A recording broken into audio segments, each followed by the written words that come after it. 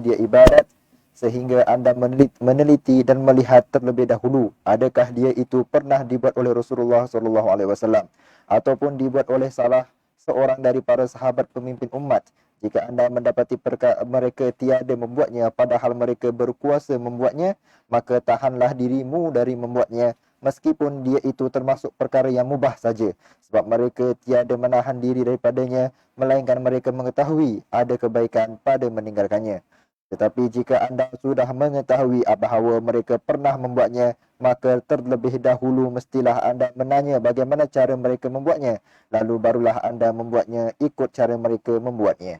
Ada setengah ulama telah menahan diri dari memakan buah semangka atau yang sebangsa dengannya, dan dia berkata, saya tahu bahawa Rasulullah SAW pernah memakannya, tetapi saya tidak tahu bagaimana cara beliau memakannya. Sebab itulah saya telah meninggalkan memakan buah itu. Sekianlah apa yang saya pandang perlu untuk mengisikan fasal ini, dan akan menyusul sesudahnya insya-Allah serumpun dari adab dan tertib yang patut dijaga dalam peribadatan. Ini saya akan sebutkan dahulu dalam fasal berikutnya, serumpun adab dan tertib yang perlu dijaga dalam adat kebiasaan. Menjaga tata tertib kenabian. Bismillahirrahmanirrahim. Alhamdulillah, salatu wassalam ala sayyidina Rasulillah Muhammad bin Abdullah wa ala alihi wa sahbihi wa man walah, amma ba'du. Al-Imam Abdullah bin Al-Haddad dalam kitab Risalatul Mu'awanah mengingatkan bagaimana perlunya kita mengikuti Rasulullah sallallahu alaihi wasallam dalam segala perbuatannya. Apa yang diperintahkan dan apa yang dilakukan, termasuk apa yang ditinggalkan oleh baginda Rasulullah sallallahu alaihi wasallam, walaupun kepada perkara-perkara yang harus, perkara yang boleh.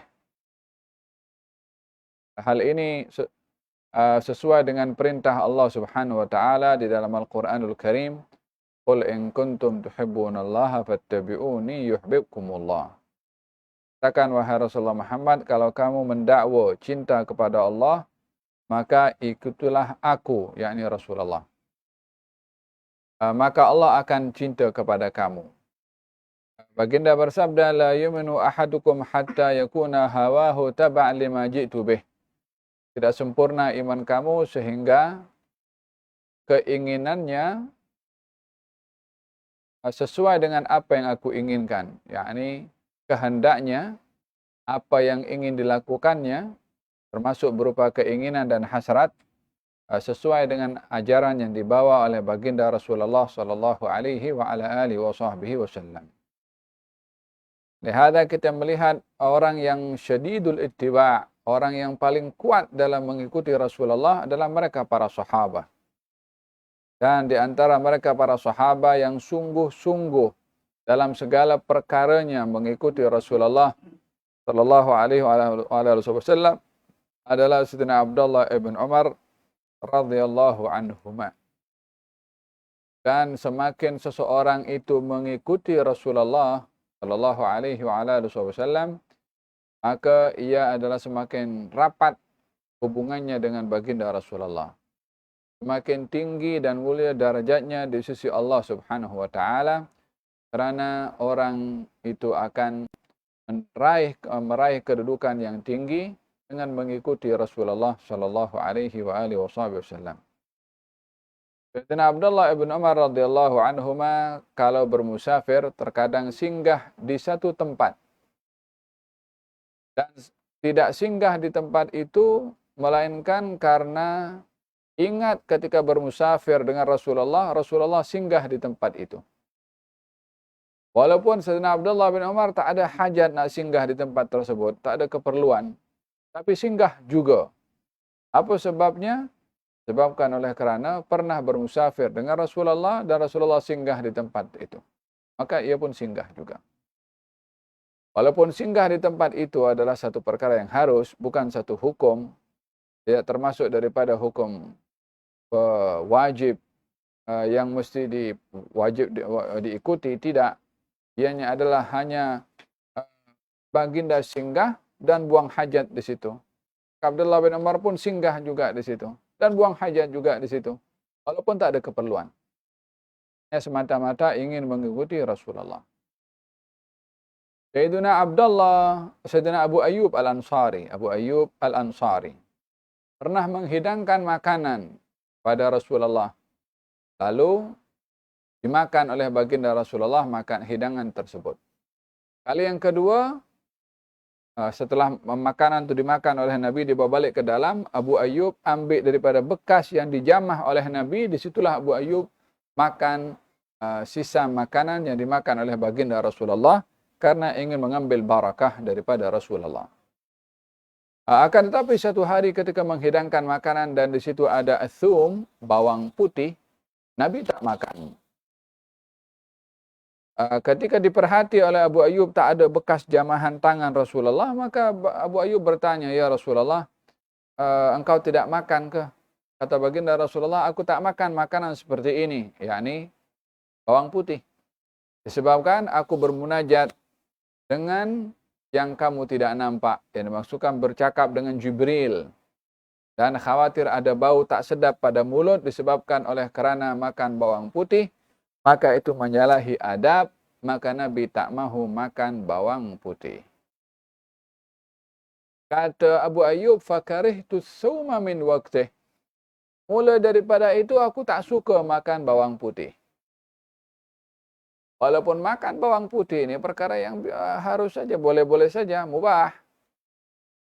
Namun Abu Ayyub tak mahu makan bawang putih disebabkan oleh kerana Rasulullah tak makan bawang putih. Di sini tak ada kaitan langsung dengan hukum wajib atau dengan hukum sunnah dan tidak.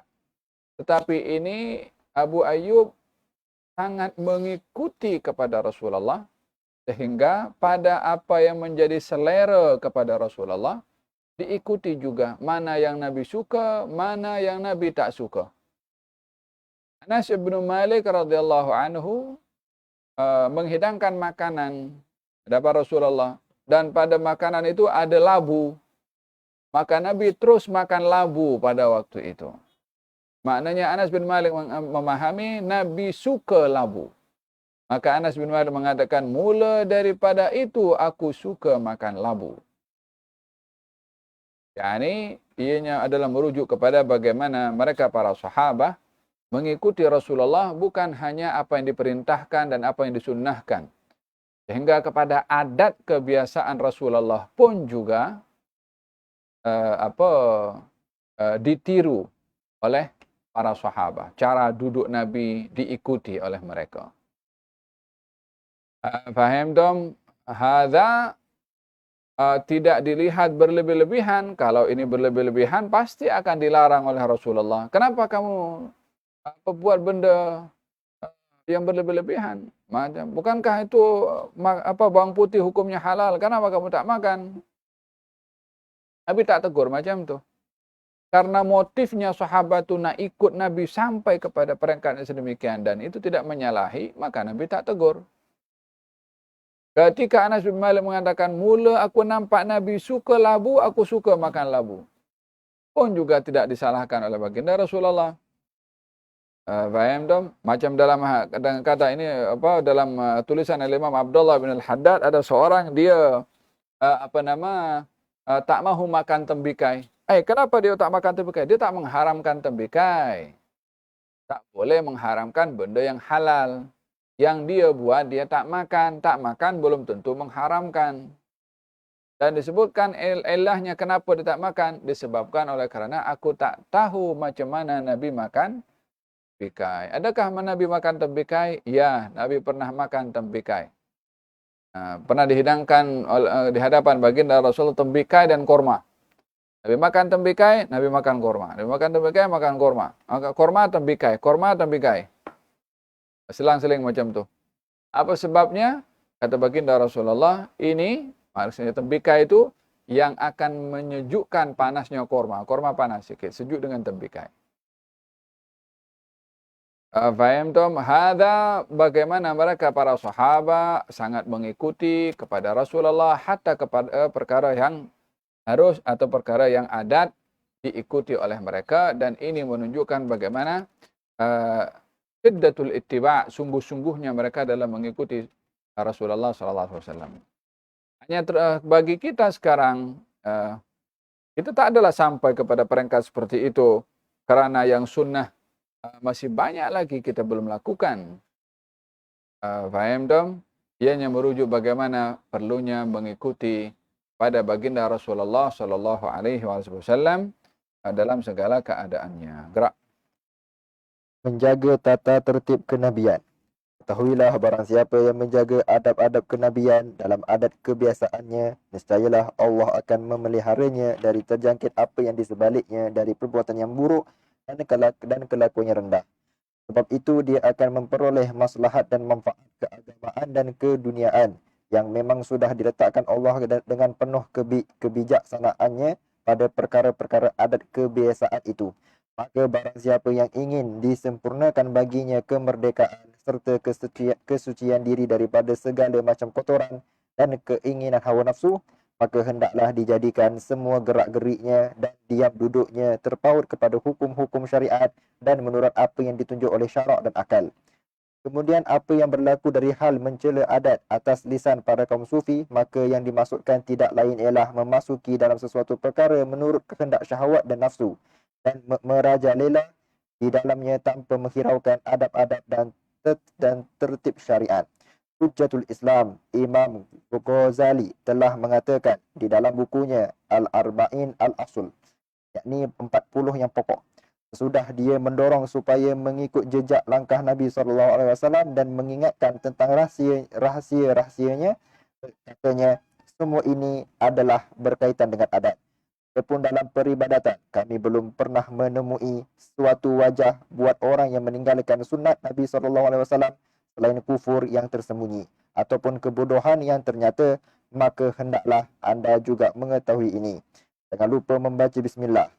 Ketahuilah bahawa hendaklah anda memulakan pada semua urusanmu dengan membaca bismillah. Jika anda terlupa hendak membaca bismillah pada awal urusanmu, maka bacalah ketika anda teringat begini, bismillah pada awalnya dan akhirnya.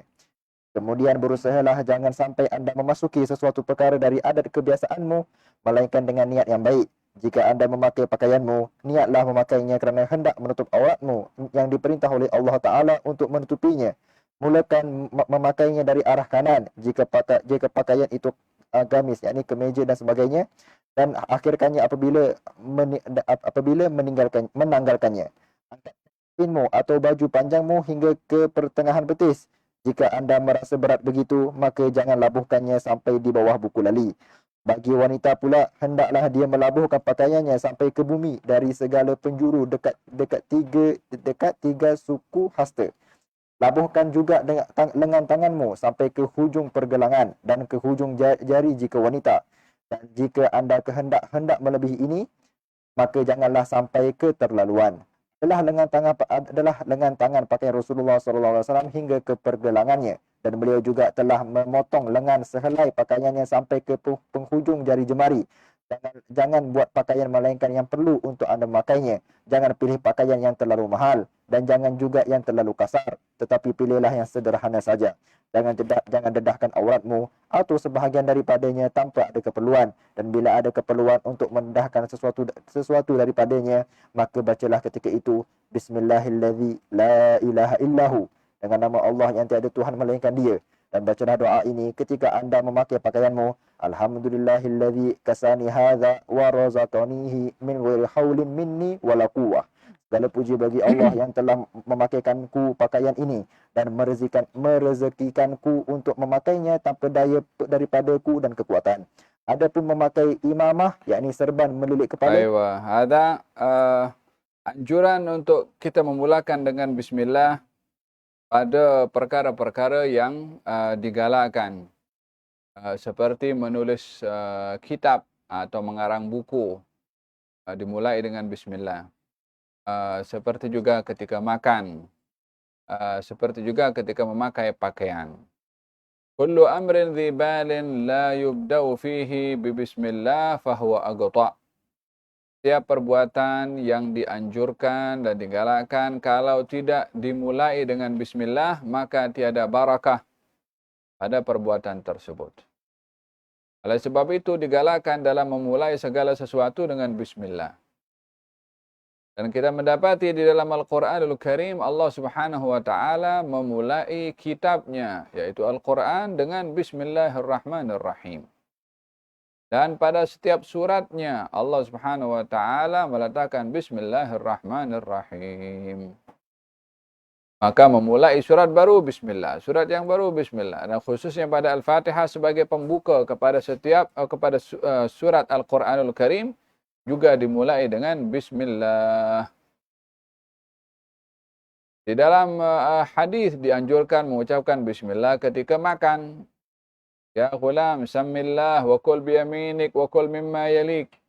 Wahai budak kecil, kalau makan baca bismillah, makan dengan tangan kanan dan makanlah makanan yang hampir dengan engkau. Baginda Rasulullah ketika minum akan mengucapkan bismillah. Paham dong? Mengucapkan Bismillahirrahmanirrahim akan membawa barakah kepada perbuatan yang dilakukan bila dimulai dengan bismillah. Oleh sebab yang demikian, masuk rumah bismillah. Ya kan? Nak bangun rumah tapak pertama bismillah. Apa tujuannya? At-tabarruk. Ingin mengambil berkat supaya apa yang kita mula dengan baca bismillah diberkati oleh Allah. Kalau itu pekerjaan, mengharapkan keberkatan kepada pekerjaan. Kalau itu nak bangun rumah, itu nak mendapatkan keberkatan pada rumahnya. Kalau nak start engine, maka dengan harapan agar supaya diberkati perjalanannya. Dan setiap keadaan. Sampai dikatakan nak pindah barang pun daripada satu tempat ke tempat yang lain. Bismillahirrahmanirrahim. Maka diberikan kekuatan untuk nak memindah barang itu. Tapi jangan kereta yang dipindah dengan tangan. Tak kuat nanti. Paham dong? Jadi dianjurkan mengucapkan bismillah pada setiap keadaan. Khususnya pada tempat-tempat yang dianjurkan seperti mana saya sebutkan tadi. Bila seseorang makan dan terlupa menyebutkan bismillah di awalnya, maka sebutlah bismillah di akhirnya. Bismillah fi awwalihi wa akhirihi. Bismillah fi awwalihi wa akhirihi. Bila hadis dinyatakan kalau orang itu makan tak baca bismillah, syaitan ikut sama makan. Kalau orang masuk rumah tak baca bismillah, syaitan masuk rumah juga. Imam Nawawi ada menyebutkan dalam kitabnya Al-Adhkar. Orang kalau masuk rumah tak baca bismillah, syaitan akan kata, adraknal mabit. Kami dapat tempat tinggal. Dan boleh tidur di rumahnya orang yang tidak baca bismillah ketika masuk rumahnya. Kita welcome kepada syaitan. Fadhal ya syaitan. Kita persilakan. Bila kita persilahkan, kalau masuk rumah tak baca bismillah. Sama juga pelajar-pelajar nak masuk biliknya bismillah. Dong. Kalau orang makan tak baca bismillah, kata syaitan mengatakan adraknal asya. Kita dapat makanan juga. Yang masuk rumah, yang makan tak baca bismillah, syaitan masuk rumahnya dan makan bersamanya. Artinya, tak ada barakah yang diberikan pada makanan kalau syaitan makan bersama dengan orang itu. Sementara makanan itu,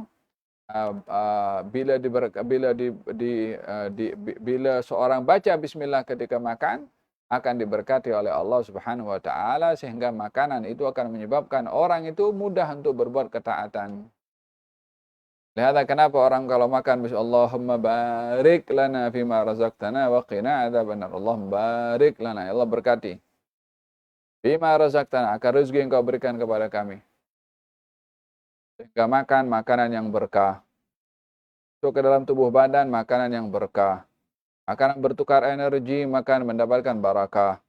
Pikir dengan baik, hati pun baik, energi pun juga baik. Apa sebabnya? Makanannya itu diberkati oleh Allah. Apa sebabnya makanan berkah? Dimakan dengan mengucap bismillah. Satu hari baginda Rasulullah dihidangkan makanan. Kemudian ada beberapa sahabat yang akan makan bersama Rasulullah. Nabi belum mula makanan, sahabat pun menunggu Nabi memulainya. Lalu datang seorang badui daripada tak ada dalam halaqah itu daripada luar, masuk ke tempatnya dulang yang dihidangkan di hadapan Rasulullah, dan badui itu menghulurkan tangannya untuk memulai makanan itu. Maka dipegang oleh Nabi tangannya, diletakkan tepi. Setelah itu datang orang lain juga menghulurkan makanannya, dipegang oleh Nabi tangannya, diletakkan tepi. Baginda Rasulullah, syaitan ketika nampak kita belum mula, dia hantarkan orang pertama untuk memulakan makanan dengan tanpa mengucap bismillah, supaya makanan itu tak ada barakah. Ketika aku pindahkan orang yang pertama, hantarkan orang yang kedua. Dan aku dapat kesan bagaimana syaitan menghulurkan tangan orang itu untuk memulai makanan tanpa mengucap bismillah. Paham dong? Perhatikan kita punya anak-anak juga kalau makan baca bismillah atau baca bismillah. Bila hadis dinyatakan kalau orang terlupa membaca bismillah di awalnya dan membaca bismillah pada pertengahannya saat dia ingat, maka syaitan akan memuntahkan apa yang dia makan sebelumnya. Orang makan, ya kan? Lupa tak baca bismillah. Di pertengahan baru ingat. Maka dia baca bismillah fi awwalihi wa akhirih. Maka syaitan akan muntahkan apa yang dimakan olehnya. Subhanallah. Kita kadang makan tak berkurang pun kita je yang makan. Macam mana syaitan boleh ambil kita punya nasi? Syaitan makan nasi ke? Kalau kita makan ikan bakar, syaitan makan ikan bakar juga ke?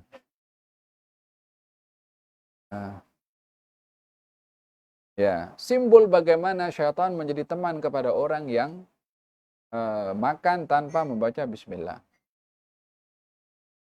Paham dong? Wajtahid an la tadkhul fi syai' min al-'adat illa bi niyatin salihah. Biasakan kamu tidak melakukan adat-adat, maksudnya adat itu hal-hal yang menjadi kebiasaan, melainkan dengan niat yang baik. Orang memakai baju, satu keperluan, tak mungkin ada orang keluar daripada rumah tak pakai baju. Dia sudah menjadi satu keperluan dan kebiasaan. Namun bagi orang yang mengikuti kepada Rasulullah, maka dia pakai baju, walaupun itu satu keperluan, tapi dia ada niat yang baik ketika memakai pakaian. Apa niatnya? Niat memakai pakaian adalah untuk menutup aurat. Olehada baginda Rasulullah sallallahu alaihi wasallam kalau memakai pakaian, alhamdulillahilladzi kasani ma wari bihi sawati wa atajammalu fi hayati. Segala puji bagi Allah yang telah memberikan kepada aku pakaian untuk menutup aurat aku dan berhias untuk diriku. Alhamdulillahilladzi kasani hadza wa razaqani min ghairi halin minni wala quwwah. Segala puji bagi Allah memberikan rezeki kepada aku pakaian ini tanpa daya upaya daripada aku. Paham dong? Dan doa-doa seperti ini jadi pakai pakaian yang itu adalah satu kebiasaan kita memakai pakaian akan jadi ibadah. Dengan apa jadi ibadah? Dengan niat yang baik. Dan ketika memakai pakaian digalakkan mengikuti adab juga. Macam mana adab memakai pakaian? Pakaian kalau masukkan kita punya tangan kanan dulu. Baru tangan kiri. Kalau jubah lah, masukkan dulu, dan tangan kanan, kemudian tangan kiri. Kalau nak buka pakaian, tangan kiri dulu keluar. Yang keluar, yang last, baru tangan kanan. Supaya perjumpaan kita dengan nikmat Allah berupa pakaian itu dengan tangan kanan dulu. Ketika nak tanggalkan pakaian itu pun anggota terakhir yang terpisah daripada pakaian itu juga anggota kanan. Ada berkenaan dengan cara memakai pakaian. Demikian juga sirwal. Nah, kanan dulu, kemudian kiri. Kalau buka, kiri dulu, baru kanan. Demikian juga kalau pakai selipar, kanan dulu, baru kiri. Kalau nak buka, kiri dulu, baru kanan. Nah, sehingga kita melihat para masyayikh, kalau keluar daripada masjid, seliparnya di hadapan. Macam ini kan. Kalau keluar daripada masjid. Kita kalau keluar masjid kaki apa? Kaki apa? Kaki kiri ke kaki kanan? Keluar kaki kiri. Sementara kalau pakai selipar, kaki kanan. Jadi masa nak keluar daripada masjid, anjurannya kalau keluar kaki kiri. Kalau pakai selipar, kaki kanan. So, macam mana di hadapannya sudah ada selipar? Kalau dia nak pakai selipar, berarti keluar masjid pakai kaki kanan. Kalau dia keluar masjid pakai kiri, pakai selipar kaki kiri. Padahal dianjurkannya pakai menggunakan kaki kanan. So, macam mana? Mereka keluar masjid pakai kaki kiri, dipijak seliparnya, bukan dipakai. Pijak atas. Pakai selipar kaki kanan, baru pakai kaki kiri. Sehingga tak mau terlepas peluang daripada mengambil sunnah Nabi Muhammad sallallahu alaihi wa ala alihi wasallam. Fil hadis, baginda Rasulullah sallallahu alaihi wasallam yuhibbut tayammuna. Nabi suka mendahulukan yang kanan pada segala keadaannya. Sikat rambut, kanan dulu. Basuh tangan, kanan dulu. Basuh kaki, kanan dulu. Ada berkenaan dengan anjuran untuk mendahulukan anggota kanan. Dan kalau pakai kain pelekat, kain harum, maka hendaklah jangan melebihi daripada buku lali atau pada pertengahan betis. Kalaupun tak selesa, maka hendaklah tidak melebihi buku lali. Wafil hadis dinyatakan siapa orang yang dia memakai kain musbilin izarahu, menutup buku lali, maka Allah tak akan terima salatnya. Hadis ini ingin memberitahukan bagaimana bahaya menggunakan kain menutup buku lali. Namun perlu difahami hadis ini adalah merujuk kepada at-tashbih bil khuyala. Tashbih bil khuyala maksudnya adalah orang yang memakai kain menutup buku lali karena sombong, menyerupai orang-orang yang sombong. Karena dahulu orang yang pakai kain, kalau orang-orang sombong, dahulu kalau pakai kain, kainnya menutup buku lali. Sehingga menjadi simbol kepada mereka orang-orang yang sombong. Maka para sahabat dilarang oleh baginda Rasulullah untuk berpakai pakaian demikian karena menyerupai orang-orang yang sombong. Lalu bagaimana kalau pakai pakaian sampai menutup buku lali tidak sombong? Ini tidak menyerupai orang-orang sombong pun. Zaman kita sekarang pun tak ada yang demikian, yang memakai pakaian tidak menjadi macam satu persepsi. Atau adanya golongan-golongan yang seperti itu di zaman ini. Maka ulama di sini mengatakan oleh karena illahnya tidak ada, illah menyerupai golongan orang yang sombong tadi tidak ada, maka hukum pun bertukar bukan kepada haram, akan tetapi bertukar kepada makruh. Yang akan menjadi haram kalau memakai pakaian menutup buku lali tujuannya adalah untuk sombong atau menyerupai orang-orang yang sombong. Maka hukumnya adalah haram. Faham tom? Oleh sebab yang demikian, baginda Rasulullah kalau memakai pakaian di atas buku lali. Terdapat seorang sahabat Nabi memakai pakaian kain menutup buku lalinya. Kata baginda Rasulullah, wahai fulan, angkatlah kain kamu. Sesungguhnya ia lebih bersih dan lebih membawa ketakwaan. Tawadhu.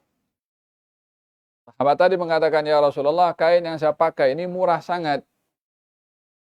Yakni kalaupun menutup buku lali terkoyak ke, dia harganya murah. Tak ada nilai. Kata Nabi, tidakkah kamu patut mengikuti orang yang patut kamu ikuti, yakni Rasulullah? Dapati ternyata Nabi memakai kain di atas buku lali. Paham dong? Kalaupun mesti juga memakai kain itu agak panjang, maka jangan sampai melebihi buku lali. Ini pada kain ya. Baik itu kain pelakat atau jubah. Na'am. Adapun bagi perempuan, hendaklah melabuhkan pakaiannya sampai menutup ke tanah. La ilaha illallah. Qariban min sulusai dhira', 2/3 daripada satu hasta. Kalau satu hasta itu dalam 60 sentimeter bagi 3, 2/3-nya. Yakni labuhlah ke bawah. Apa sebabnya? Disebabkan dahulu, oh ya Allah, dahulu kaum muslimat kalau berjalan, langkah kaki itu, kalau dia punya labuh bawah kaki itu pendek, maka telapak kakinya boleh nampak. Kan orang berjalan kan macam ni. Ini muslimah zaman dulu, zaman jahiliyah. Pun jaga aurat juga masa itu. Masa zaman jahiliyah, orang-orang kalau pakai kain pelekat seperti itu, pakai kain labuh. Cuma kalau berjalan telapak kakinya itu nampak. Maka Nabi suruh labuhkan lebih. Sehingga kalau berjalan telapak kaki perempuan itu tak nampak. Yakni intinya menutup kaki sampai telapak kakinya. Kalau sekarang mungkin pakai stocking, ya kan? Kalau sekarang pakai labuh mungkin orang akan nampak pelik. Ya. Jadi memakai labuh itu bukan mesti dalam bentuk labuhnya, tapi karena di sebalik melabuhkan pakaian itu adalah ingin menutup telapak kaki pada kaki perempuan. Kita punya zaman sekarang bukan telapak kaki dah yang terbuka dah. Ini zaman inna lillahi wa inna ilaihi raji'un. Ada malu ke, tak ada malu ke, ada iman ke, tak ada iman ke. Macam mana menyikapi ini tunjuk ajar baginda Rasulullah? Kalau ini kepada mereka orang-orang yang tidak beriman, ya Allah, mereka tidak beriman. Mereka lebih perlu untuk disampaikan hidayah untuk mereka beriman. Yang pelik dan mengherankan itu keluarga daripada orang beriman, muslim. Ayah ibunya pun muslim. Keturunannya pun orang Islam. Pakaiannya inna lillahi wa inna ilaihi raji'un.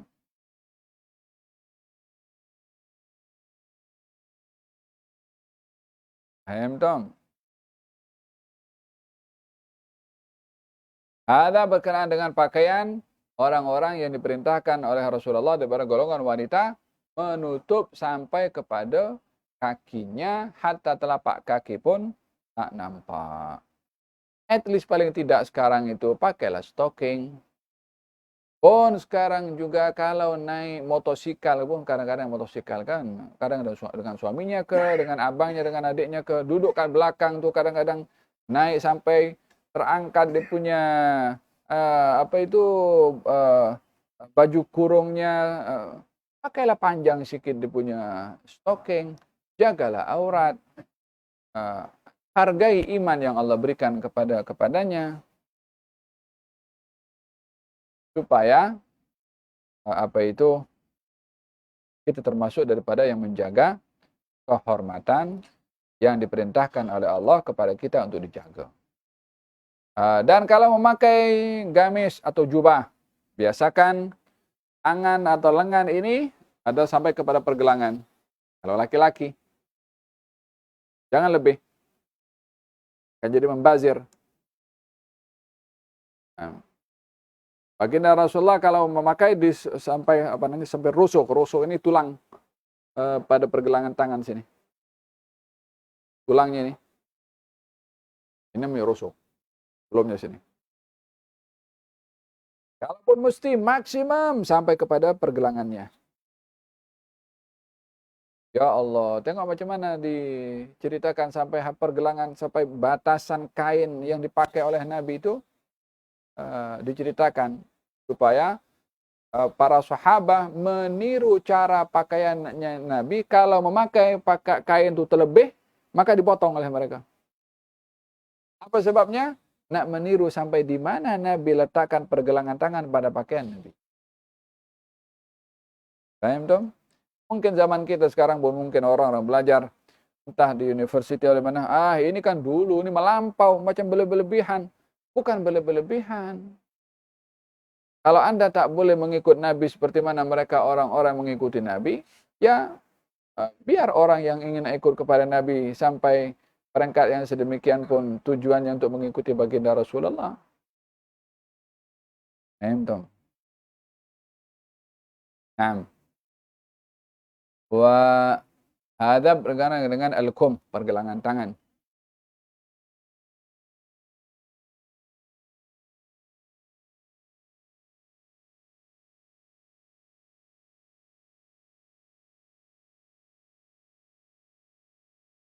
Hindari daripada membeli baju yang mahal. La ilaha illallah. Apa tujuannya? Adakah haram membeli baju mahal? Tidak, tidak haram. Tidak haram. Hanya lebih kepada melihat al-awlawiyat, priority. Duit yang kita gunakan beli baju, dengan kita boleh kongsikan kepada orang lain, disedekahkan, atau hal-hal yang lebih bermanfaat, sementara untuk membeli baju yang lebih murah pun ada. Bukan kalau beli yang murah nanti dia cepat koyak. Bukan maksudnya beli murah itu beli yang tak bagus quality. Cost quality menjadi keutamaan. Karena buat apa beli baju murah 3, 4, 5 kali kena mesti beli dengan baju berkualiti yang boleh dipakai masanya cukup lama.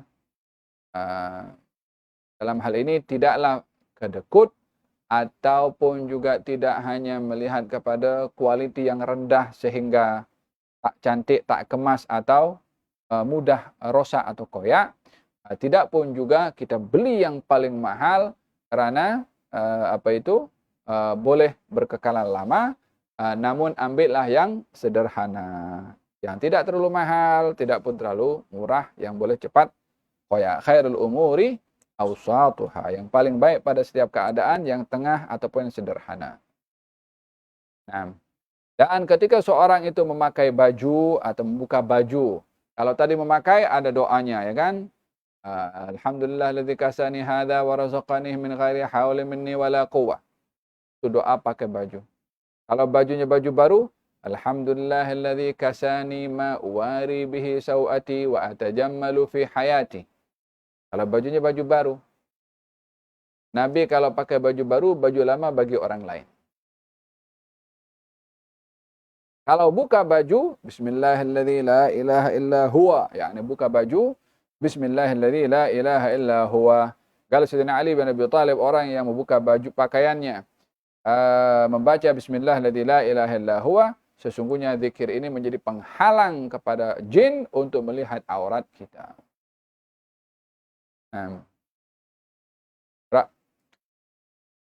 Dia pun memakai imamah, yakni serban melilit kepala, adalah sunat. Dan tidak sunat pula meluaskan dengan lengan tangan dan membesarkan imamah itu. Bila bicara, biarlah yang baik. Wahai saudaraku, hendaklah anda jangan bicara melainkan dengan yang baik-baik. Dan setiap bicara yang tidak halal, anda menyebutnya menjadi haram pula anda mendengarnya. Jadi bila anda berbicara, hendaklah anda mengatur bicaramu itu. Dan dengarlah bicara orang yang berbicara kepadamu. Dan jangan suka memotong bicara seseorang, melainkan jika bicara itu dari jenis yang dikutuki Allah Ta'ala, seperti mengumpat umpamanya. Awas jangan suka mencampuri bicara orang lain, dan jangan menunjukkan kepada orang yang berbicara denganmu bahawa apa yang dibicarakannya itu sebenarnya anda telah mengetahuinya.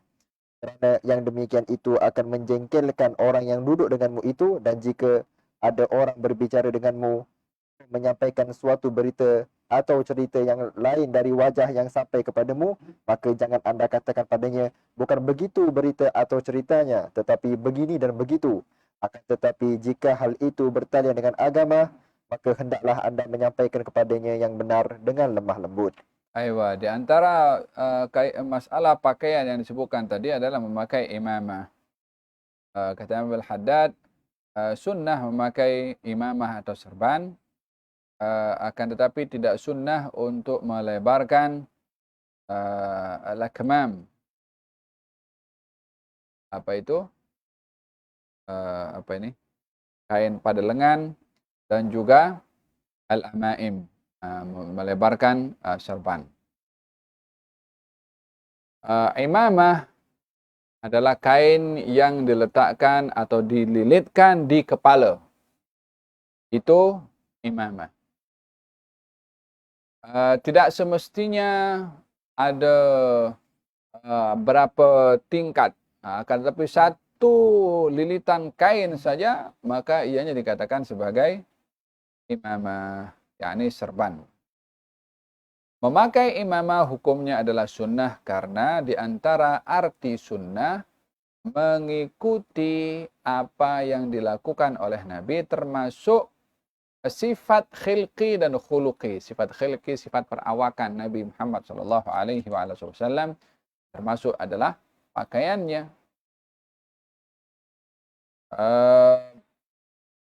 Baginda bersabda dalam hadis, fil hadis, farqun bainana wa bainal musyrikin al-amaim 'alal qalanis.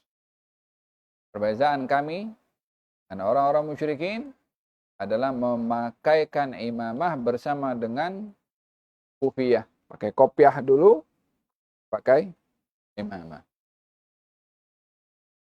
Memakai imamah ini satu ketika dahulu ianya menjadi tradisi.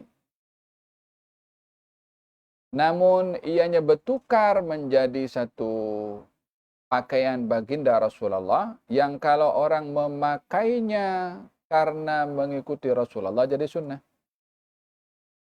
Kalau ia memakainya karena tradisi, maka tak dapat fadilah sunnah. Paham dong? Tidak dapat dikatakan, Abu Jahal pun juga pakai imamah juga. Nah, betul. Tapi kita pakai imamah bukan ikut Abu Jahal.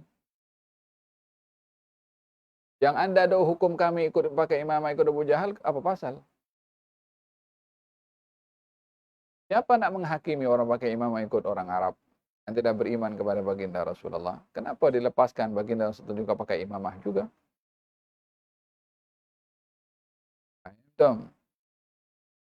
Ada dan dahulu menjadi satu tradisi baginda Rasulullah SAW, imamahnya ada lebih daripada satu.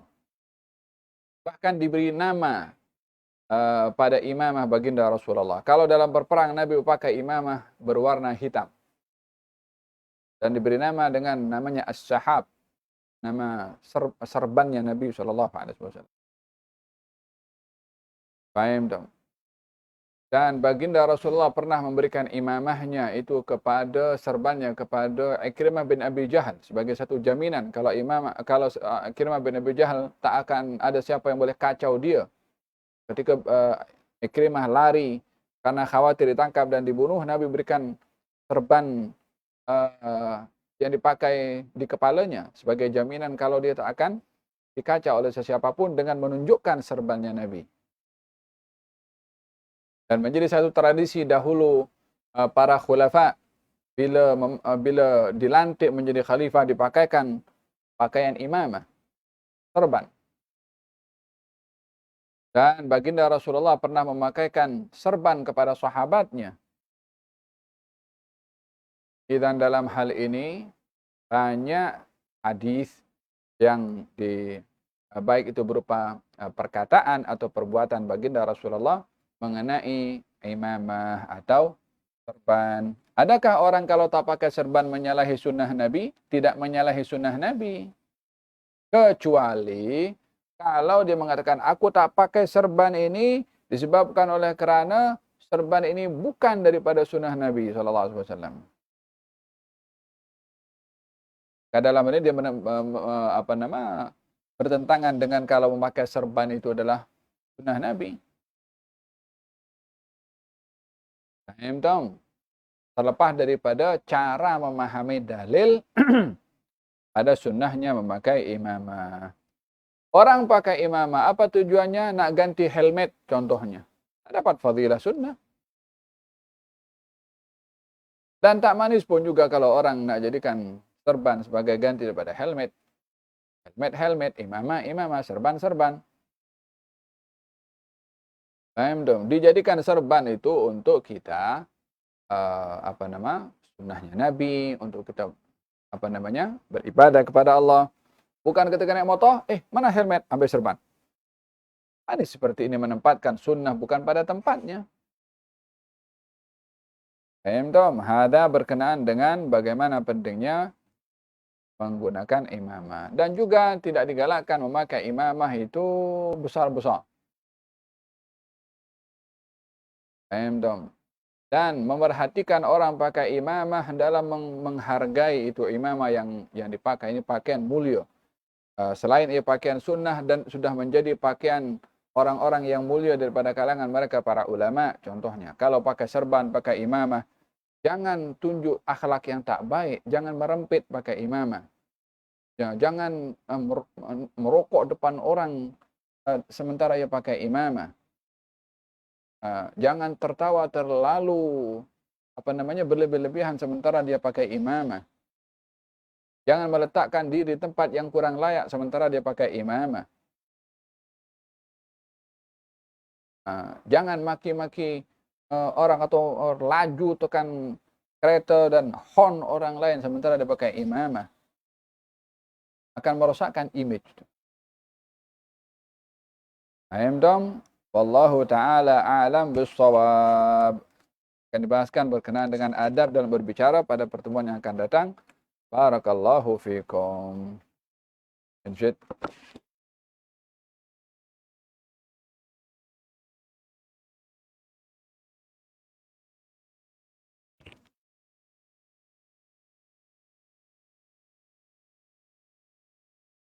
Allahumma salli wa sallim على سيدنا محمد وعلى آل سيدنا محمد جيراني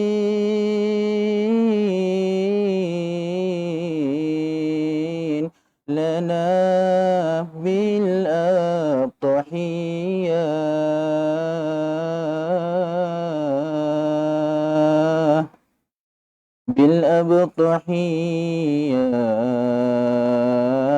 بعثتهم عن نسيمات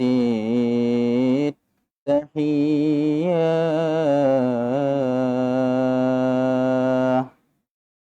وأودعت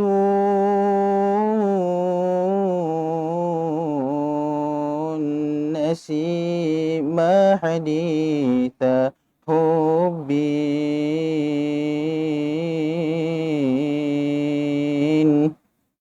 حديث حب قديم كان من يوم القضية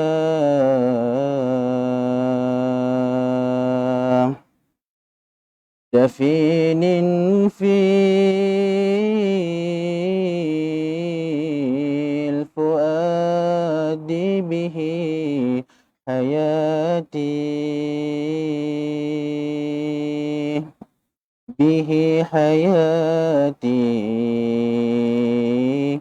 إذا صال الفناء على سويا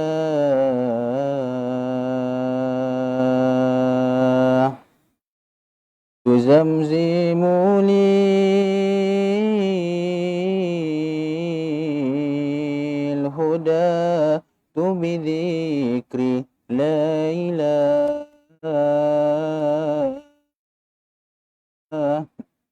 بذكر لا إله وما هي يا فتى بالعامرية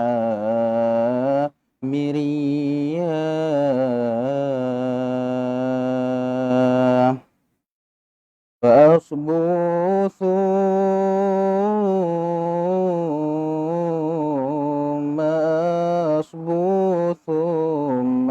أصبو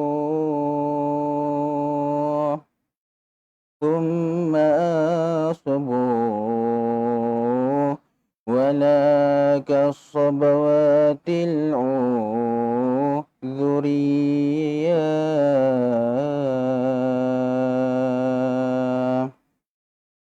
وليست لي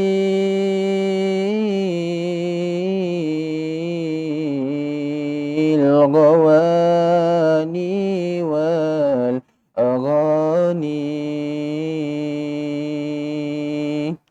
والأغاني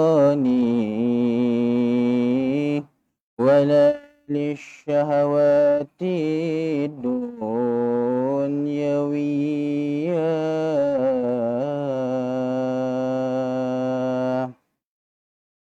ولا للفانيات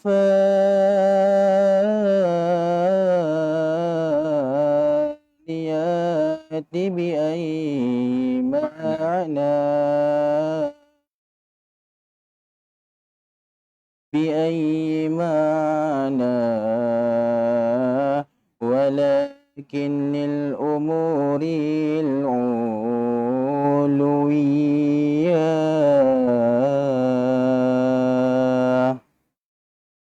حقائق من رقائق قد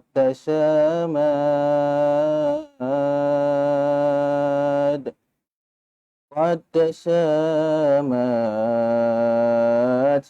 في أوج الحضارة القدسية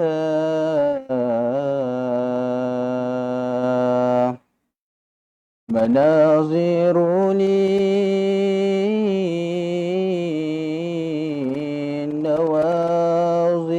من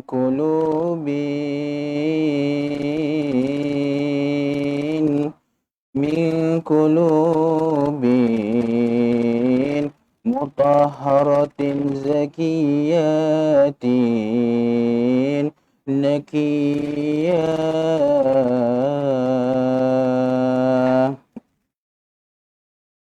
وأرواح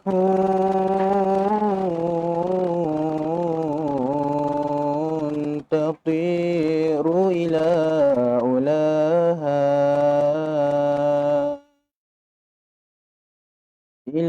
أولاها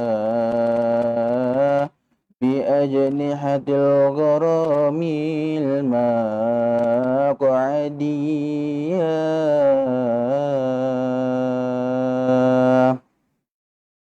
فتصريح في رياض من جنان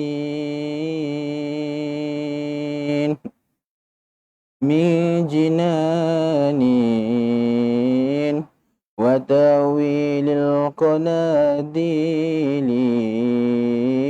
المضية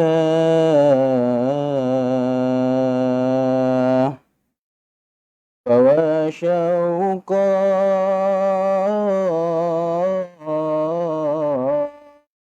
الفؤاد لخير عيش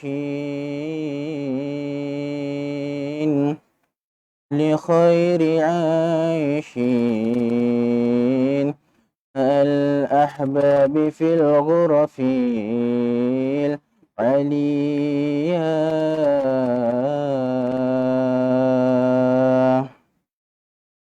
أسى الرب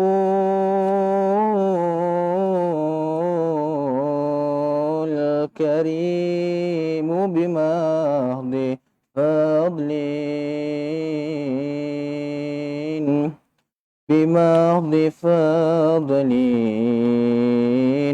يبلغنا أقاضي الأمنية والحمد لله رب العالمين. الفاتحة لسنا وشفنا رسول الله نبي أصحابك يا درك ما تنسون مدين الله يبارك لنا باللقاء وجعلنا هذا اللقاء مبارك سلام نافع ورزقا واسعا وعملا متقبلا يبارك لنا من رجب شعبان بلغنا رمضان وإننا على صيام القيام تلاوة القرآن وإلى حضرة النبي محمد اللهم صلى صل الله وسلم عليه وعلى آله وسلم. الفاتحة. أعوذ بالله من الشيطان الرجيم. بسم الله الرحمن الرحيم. الرحمن إياك الرحيم. نعبد وإياك نستعين. المستقيم صراط الذين أنعمت عليهم غير المغضوب عليهم ولا الضالين. اللهم صل وسلم. الحمد لله رب العالمين. ربنا انفعنا بما علمتنا. رب علمنا الذي ينفعنا. رب فقهنا وفقهنا وقرابات لنا في ديننا مع الكفر وانثى وذكر. رب وفقنا ووفقهم لما ترضي ترتضي قولا قولا فعلا وفعلا كرما كرما وارزق وارزق كل كل حلالا دائما وأخذ وأخذ أزكياء علماء نهضى بالخير ونكفى كل شر. ربنا واغفر لنا كل شؤون شؤون وأقرب بالرضا منك منك العيون العيون واقض واقض عنا أن ربنا كل الديون قبل أن تأتينا رسل المنون وفي الرزق أنت أكرم من ستر. وصلاة الله تغشى المصطفى من إلى الحق دعانا والوفاء بكتاب فيه للناس شفاء وعلى الآل الكرام الشرفاء وعلى صحب المصابيح الغرار. اللهم اهدنا بهدى واجعلنا ممن يسارع في رضا ولا تولنا وليا سواه ولا تجعلنا ممن خالف أمرك وعصاك. حسبنا الله ونعم الوكيل ولا حول ولا قوة إلا بالله العلي العظيم. يا ربنا اعترفنا بأننا اقترفنا وأننا أسرفنا على لظى أشرفنا فتب علينا توبة تغسل لكل حبا واستر لنا الأوقات وآمن الروات واغفر لوالدينا ربي ومولودينا والأهل والإخوان وسائر الخلان وكل ذي محبة جيرة أو صحبة والمسلمين أجمع آمين يا ربي اسمع فضلا وجودا منا لا باكتساب منا بالمصطفى الرسول نهضى بكل سولي بالمصطفى الرسول نهضى بكل سولي بالمصطفى الرسول نهضى بكل سولي صلى وسلم ربي عليه عد الحب وآله وصحبه عدادة الشيصوبي. الحمد لله في البد والتناهي حمدا كثيرا دائم محبة النسائم. سبحان ربك رب العزة عما يصفون وسلام على المرسلين والحمد لله رب العالمين في كل لحظة أبدا عدد خلقه ورضا نفسي وزنة عرشه ومداد كلماته. تقبل الله منكم.